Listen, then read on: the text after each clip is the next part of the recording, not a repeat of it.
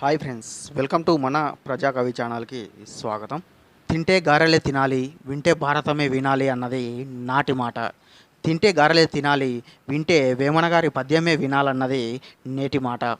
Friends, ఈరోజు వీడియోలో మనం ఈ సర్వమంతా అంటే ఈ సమస్తము, ఈ జగత్తు, ఈ అనంత విశ్వం మొత్తం కూడా మనలోనే నిక్షిప్తమై ఉంటుంది అనేటువంటి విషయం తెలిసి కూడా ఎందుకు దానిని తెలుసుకోలేము, ఎందుకు దానిని పొందలేము, అసలు మనలోనే ఉన్నటువంటి సమస్తం మొత్తాన్ని మనం తెలుసుకోలేకపోవడానికి కారణం ఎవరు, ఒకవేళ దానిని తెలుసుకుంటే జీవుడికి ఏ విధమైనటువంటి లాభం ఉంటుంది అనేటువంటి విషయాన్ని యోగి వేమన గారు చెప్పినటువంటి రెండు చక్కటి పద్యాల ద్వారా తెలుసుకుందాం. అనగియుండు సర్వమంతరంగంబున నంది చూడన్ చూడన్ బొందరాక సుందరాంగి ఒకతే సుడివడం జేయురా విశ్వదాభిరామ వినురవేమ. అంటే ఫ్రెండ్స్, ఇక్కడ చూడండి, అనగియుండు సర్వమంతరంగమున నంది చూడన్ చూడన్ బొందరాక అంటే ఈ సర్వము, ఈ సమస్తము, ఈ బ్రహ్మాండం అంతా కూడా మన అంతరంగంలోనే అణగి ఉంటుంది. ఆ విషయం తెలిసి కూడా మనము ఈ సమస్తాన్ని, బ్రహ్మాండాన్ని తెలుసుకోలేము, పొందలేము. అందుకే రెండవ పదంలో అన్నాడు, నంది చూడన్ చూడన్ బొందరాక. ఇక్కడ నంది అంటే అది, చూడన్ చూడన్ అంటే తెలిసి తెలిసి కూడా, పొందరాక అంటే పొందలేకపోతాము, తెలుసుకోలేకపోతాము. ఫ్రెండ్స్, ఇదంతా వినడానికి ఎలా ఉంటుందంటే మన అరచేతిలో నీళ్లు ఉన్నట్టుగానే ఉంటుంది. ఎలా అంటే మన అరచేతిలో నీళ్లు పోసుకుంటే మన కళ్ళకు కనపడుతుంది, కానీ దాన్ని పట్టుకోలేము, పొందలేము. అదేవిధంగా మన లోపలే ఉన్నటువంటి ఈ సమస్తాన్ని, ఈ జగత్తుని, ఈ బ్రహ్మాండాన్ని అంతటిని మనము పొందలేకపోవడానికి, తెలుసుకోలేకపోవడానికి ఒకే ఒక్కరు కారణం అని చెప్తున్నాడు. ఆ ఒక్కరు కూడా ఎవరయ్యా అంటే ఒక సుందరాంగి కారణం. ఆ సుందరాంగే మనలోనే ఉన్నటువంటి ఈ సమస్తాన్ని మనం తెలుసుకోకపోవడానికి కారణమవుతుంది అని చెప్తున్నాడు. ఆ సుందరాంగి ఎవరయ్యా అంటే మన మనస్సు.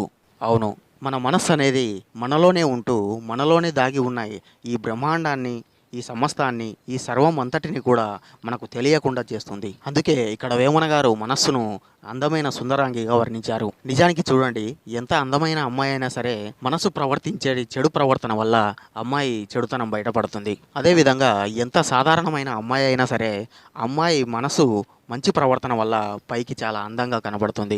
సో ఇదంతా కూడా మనసు మధ్యలో ఉండి చేసేటువంటి గారడి.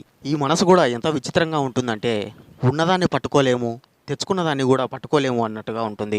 అంటే మనస్సు మనలోనే ఉంటూ మన లోపలే ఉన్న సమస్తాన్ని గురించి మనకు తెలియజేయదు. అలాగే బయట సమాజం నుండి నేర్చుకున్నటువంటి విజ్ఞానాన్ని కూడా పూర్తిగా తెలుసుకొనివ్వదు. సో ఈ విధంగా మనస్సు అనేటువంటి ఒకే ఒక సుందరాంగి మనలోనే ఉంటూ మన అంతరంగంలోనే ఉండే ఎన్నో రహస్యాలను మనకు తెలియకుండా చేస్తుంది. ఒకవేళ తెలుసుకోవాలని ప్రయత్నం చేసినా మనలోనే ఉన్నటువంటి మనస్సు ప్రాపంచిక విషయాల పట్ల ఆసక్తి చూపి మనల్ని తికమక పెడుతుంది. అందుకే మూడవ పదంలో అన్నాడు, సుందరాంగి ఒకతే సుడివడం జేయురా విశ్వదాభిరామ వినురవేమ. మనందరిలోనూ ఉండేది ఒకే ఒక సుందరాంగి. ఆ ఉన్న ఒక్క సుందరాంగే మనలోనే దాగి ఉన్న సమస్తాన్ని మనకు తెలియనీయకుండా ప్రాపంచిక విషయాల పట్ల ఆసక్తి చూపి మనల్ని తికమక పెడుతుంది అని చెప్తున్నాడు. ఇక్కడ సుడివడం చేయురా అంటే తికమక పెట్టురా అని అర్థం. మనసు కూడా ఎంత విచిత్రంగా ఉంటుందంటే మనలోనే ఉంటుంది, మనలోనే దాగి ఉన్నటువంటి సమస్త రహస్యాలను కూడా తెలుసుకోనియకుండా చేస్తుంది. చూడండి ఫ్రెండ్స్, మనలోనే ఉంటూ మన లోపలే దాగి ఉన్న రహస్యాలను మనకు తెలియకుండా చేస్తుందంటే దాన్ని మించినటువంటి సుందరాంగి ఏదైనా ఉందా? అందుకే వేమన గారు మనసును సుందరాంగితో పోల్చారు. అరే, మనం బయట సమాజంలో ఉన్న ఎన్నో విషయాలను తెలుసుకుంటాం, అంతరిక్షంలో ఉన్న ఎన్నో రహస్యాలను ఛేదిస్తాం, మన చుట్టూ ఉన్న అనేక విషయాలను తెలుసుకుంటాం, కానీ మనలోనే ఉన్నటువంటి ఈ రహస్యాలను, ఈ సృష్టికి సంబంధించినటువంటి రహస్యాలను ఎందుకు తెలుసుకోలేము? ఇంతకు మించిన విచిత్రం ఏముంటుంది? సో ఇది ఫ్రెండ్స్, విన్నారు కదా. అదేవిధంగా మనలోనే ఉన్నటువంటి ఆ సుందరాంగిని జయించి మనము మనలోనే ఉన్నటువంటి ఆ సమస్తం గురించి తెలుసుకున్నట్లయితే మనకు ఏ విధమైనటువంటి లాభం ఉంటుంది అనేటువంటి విషయాన్ని కూడా వేమన గారు చెప్పినటువంటి రెండవ పద్యం ద్వారా తెలుసుకుందాం. అణువులోన నుండు నకిల జగంపులు ననువు దనదులోన ననగియుండు మనసు నిల్ప నరుడు మరి ముక్తించేరురా విశ్వదాభిరామ వినురవేమ. అంటే ఫ్రెండ్స్, ఇక్కడ చూడండి, మన మొదటి పద్యంలో ఈ సమస్తమంతా, ఈ జగత్తు మొత్తము, ఈ సర్వమంతా కూడా మనలోనే దాగి ఉంటుంది, మన అంతరంగంలోనే అణిగి ఉంటుంది అనేటువంటి విషయాన్ని చెప్పుకున్నాం. అదేవిధంగా అణువులోన నుండు నకిల జగంబులు అన్నాడు.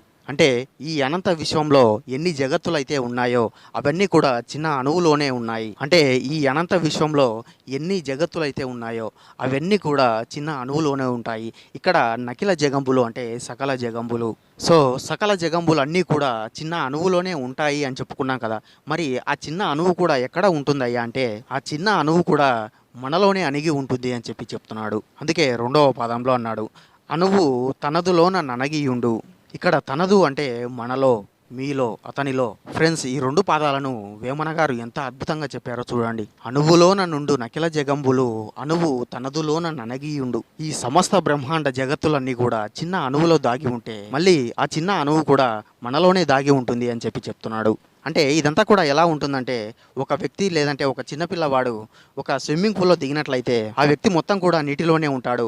అదేవిధంగా తన శరీరంలో కూడా నీరు ఉంటుంది. అదేవిధంగా ఈ అనంత కోటి బ్రహ్మాండం అంతా కూడా మనలోనే ఉంటుంది. మరియు మనం కూడా ఈ బ్రహ్మాండంలోనే జీవిస్తూ ఉంటాము. అంతే కదా ఫ్రెండ్స్, అణువు కలిస్తేనే మన దేహం తయారవుతుంది. అటువంటి చిన్న అణువులోనే ఈ బ్రహ్మాండం అంతా ఉంటుంది అని చెప్తున్నాడు. అందుకే శ్రీకృష్ణుడు ఒక మాట అంటాడు, ఈ సర్వం అంతా కూడా నాలోనే ఉంది, నేను ఈ సమస్తంలోనే ఉన్నాను అని అంటాడు. అందుకే నరుడే నారాయణుడు, మానవుడే మాధవుడు, జీవుడే దేవుడు అనేటువంటి పదాలు వింటూ ఉంటాం. సో ఎవరైతే తమ మనస్సును నిలిపి తమ శరీరంలో ఉండే అణువులో దాగి ఉండే ఈ సమస్త బ్రహ్మాండాన్ని తెలుసుకోగలుగుతారో అటువంటి వారు ముక్తిని చేరుకుంటారు అని చెప్తున్నాడు. అందుకే 3వ పదంలో అన్నాడు, మనసు నిల్ప నరుడు మరి ముక్తిని చేరురా విశ్వదాభిరామ వినురవేమ. ఎవరైతే తమ మనస్సును నిలిపి తనలోనే అణిగి ఉన్న అణువులోని సకల జగత్తులను చూడగలుగుతారో తెలుసుకోగలుగుతారో అటువంటి వారు మాత్రమే ముక్తిని చేరుకుంటారు అని చెప్తున్నాడు. సో ఇది ఫ్రెండ్స్, విన్నారు కదా, మనలోనే ఉన్నటువంటి ఈ సమస్తం మొత్తాన్ని మనం తెలుసుకోకపోవడానికి కారణం ఎవరు? అదేవిధంగా ఒకవేళ వారిని ఎదిరించి కాదని మనం తెలుసుకుంటే మనకు కలిగేటువంటి లాభం ఏ విధంగా ఉంటుంది అనేటువంటి విషయాన్ని వేమన గారు చెప్పినటువంటి 2 చక్కటి పద్యాల ద్వారా తెలుసుకున్నాం. సో ఇది ఫ్రెండ్స్, మరో వీడియోలో మరో పద్యంతో మళ్ళీ కలుద్దాం. అంతవరకు సెలవు. Keep watching.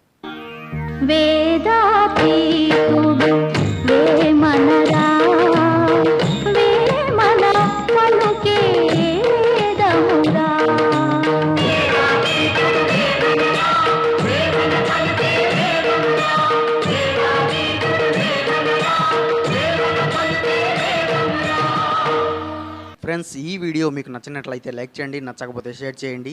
ఈ ఛానల్ మీకు ఎంతో కొంత యూజ్ అవుతుందంటే మాత్రం సబ్స్క్రైబ్ చేసుకోండి. ఓపికతో విన్నందుకు ధన్యవాదాలు. వేమన గారి ఆశీస్సులు ఎల్లప్పుడూ మీపై ఉండాలని కోరుకుంటూ ఇట్లు మీ ప్రజాకవి.